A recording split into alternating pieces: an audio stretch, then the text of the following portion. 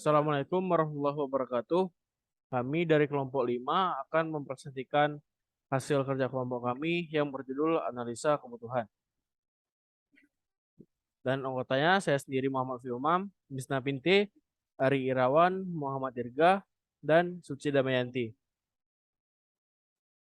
Ada beberapa bagian yang akan kami bahas. Yang pertama adalah latar belakang, yang kedua ada metodologi, dan yang ketiga ada temuan. Latar belakang. Di sini latar belakangnya untuk memantau kesehatan ibu hamil dan anaknya merupakan hal yang sangat penting dilakukan. Karena di Indonesia sendiri masih memiliki banyak problematika dalam dunia kesehatan. Salah satunya yaitu tingginya angka kematian ibu.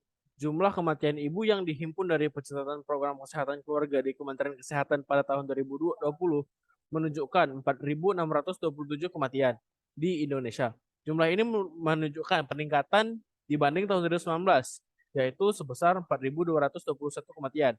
Pada tahun 2021 menunjukkan 7.389 kematian di Indonesia.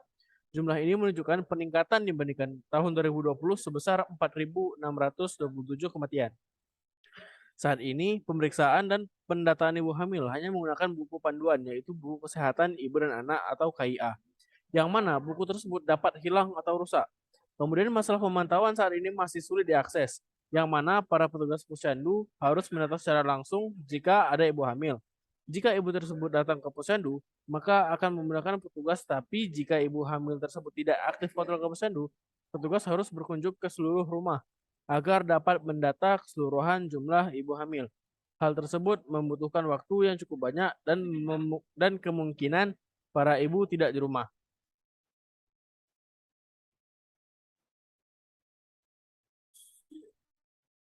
Yang kedua ada metodologi yang akan dibacakan oleh Muhammad Irga. Kepada Muhammad Irga saya persilahkan.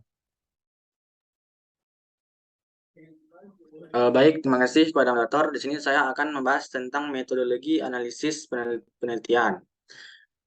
Jadi pada metodologi terbagi tiga. Yang pertama yaitu secondary research, yang kedua wawancara, yang ketiga pengamatan. Next.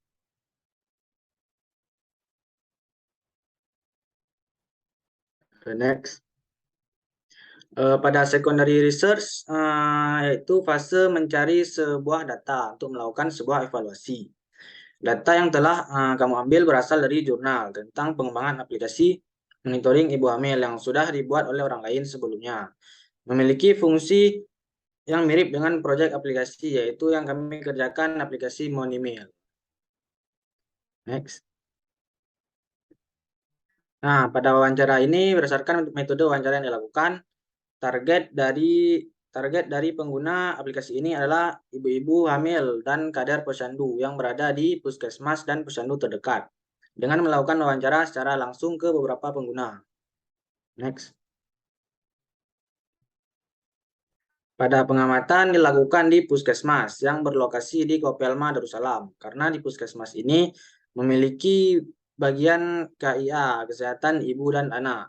Kami tidak memilih posyandu karena posyandu hanya buka 1 bulan sekali dan waktu wawancara kurang untuk menunggu posyandu. Sekian dari saya kembalikan kepada moderator. Terima kasih kepada Dirga. Dan di bagian temuan akan dibacakan oleh Suci. Kepada Suci saya persilahkan.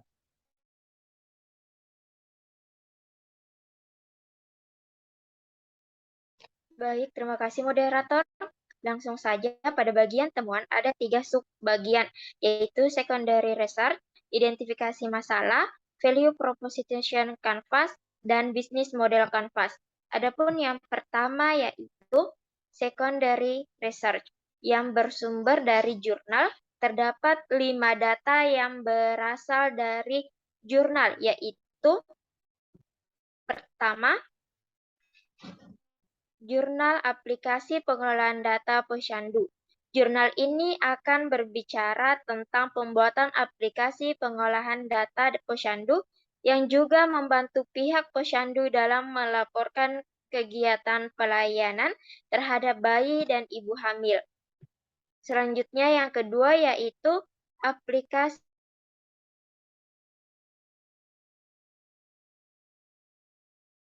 Maaf suaranya hilang.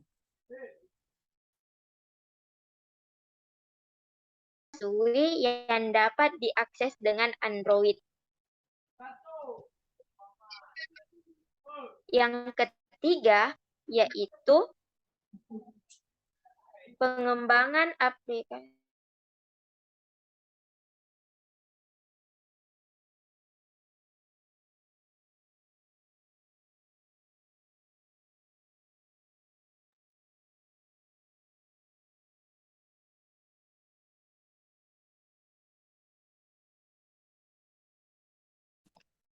Saya lanjutkan, yaitu jurnal ketiga, pengembangan aplikasi monitoring kesehatan ibu hamil dan anak terintegrasi. Jurnal ini membahas tentang sistem aplikasi yang serupa dengan sistem pemantauan ibu hamil secara online. Selanjutnya, yaitu perencanaan aplikasi monitoring kesehatan ibu hamil berbasis mobile Android. Jurnal ini tentang sistem aplikasi yang serupa dengan sistem monitoring ibu hamil menggunakan aplikasi. Jurnal terakhir yaitu aplikasi monitoring jumlah gizi yang dibutuhkan ibu hamil untuk mengurangi resiko gangguan fisik dan mental janin. Jurnal ini membahas tentang sistem aplikasi monitoring tentang sejumlah gizi yang dibutuhkan ibu hamil. Adapun identifikasi masalahnya yaitu yang pertama, pengontrolan kandungan harus secara langsung. Kedua, tidak dapat datang ke posyandu. Ketiga, pendataan secara manual. Yang keempat, posyandu terlalu ramai. Sekian dari saya kembalikan kepada. Terima kasih kepada Suci. Selanjutnya, PPC Ibu Hamil akan dibacakan oleh Misna. Kepada Misna saya persilahkan. Baik, terima kasih kepada moderator. Selanjutnya saya akan menjelaskan tentang PPC Ibu Hamil. Pada customer segmen PPC, terdapat beberapa job yang dilakukan oleh ibu hamil ketika di posyandu, yaitu mengantri, memeriksa kandungan, pemantauan gizi, cek HB. Dalam menjalankan job tersebut, ibu hamil juga memiliki beberapa masalah, yaitu posyandu terlalu ramai sehingga harus lama mengantri. Terkadang bidan tidak ikut datang ke posyandu, harus melakukan pengontrolan secara langsung, serta tidak memiliki waktu atau tidak sempat datang ke posyandu. Oleh karena itu, ibu hamil mempunyai beberapa harapan, yaitu bisa melakukan pengontrolan kehamilan di rumah, mendapat pelayanan yang baik dari bidan, dan tidak ada antrian yang bisa membuat ia banyak menghabiskan waktu. Pada value proposition PPC terdapat beberapa penyelesaian masalah user, yaitu membuat jadwal antar ibu hamil dan bidan agar mudah ketika ingin melakukan kunjungan. Kemudian membuat pelayanan konsultasi secara online dengan bidan atau dokter, lalu juga menciptakan beberapa pengontrolan di mana saja dengan perangkat mobile, membuat jadwal tersendiri dengan bidan di posyandu agar bisa menghemat waktu. Yang terakhir yaitu membuat layanan bisa memilih bidan yang diinginkan ketika melakukan pengontrolan atau konsultasi. Next.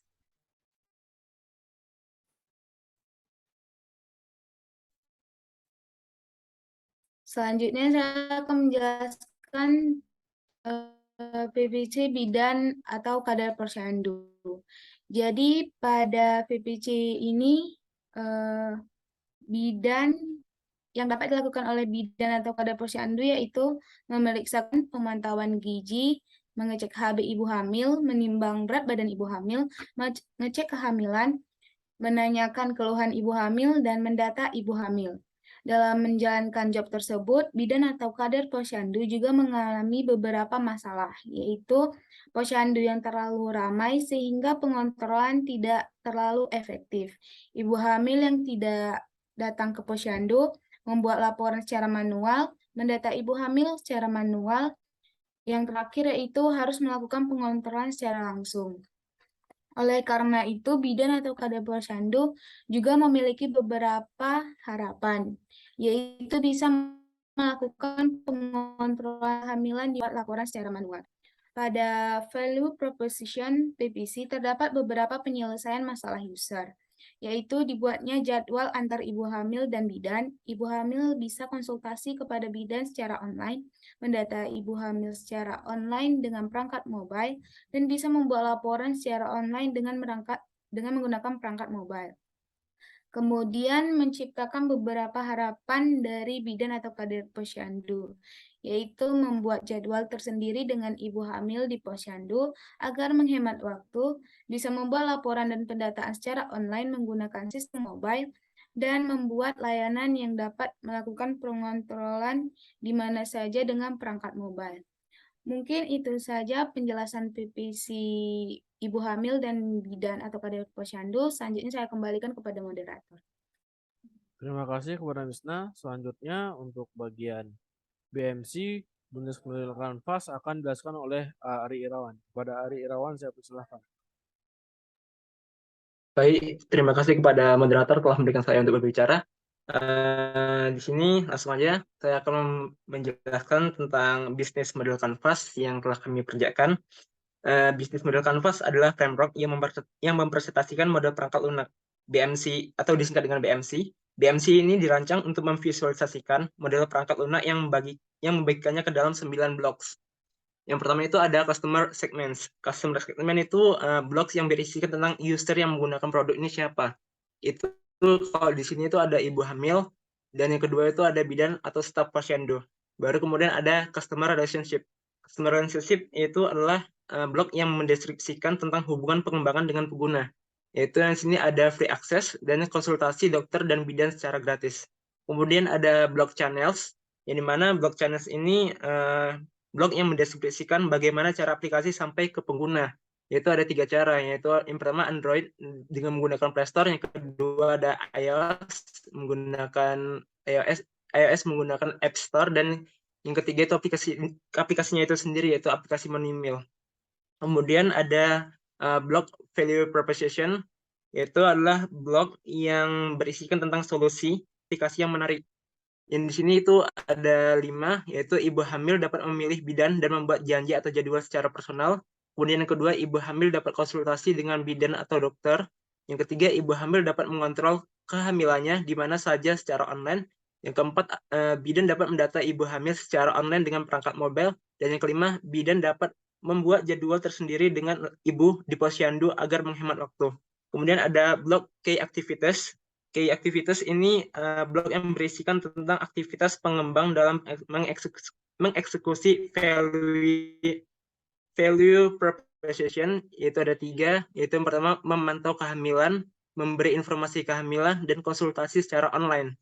Kemudian di bawahnya ada blok key resource yang berisikan tentang komponen yang dibutuhkan organisasi agar dapat bekerja, yaitu ada 4, yaitu ada aplikasi developer, SDM atau sumber daya manusia, kemudian ada perangkat komputer, dan juga ada internet. Kemudian di blok sampingnya itu ada key partners yang dimana blok tersebut berisikan tentang pihak eksternal yang dibutuhkan untuk menjalankan key activities, yaitu yang pertama ada programmer, yang kedua ada dinas kesehatan, kemudian ada dinas BKKBN, kemudian ada puskesmas, ada posyandu, pengelola database server, kemudian yang terakhir ada desainer.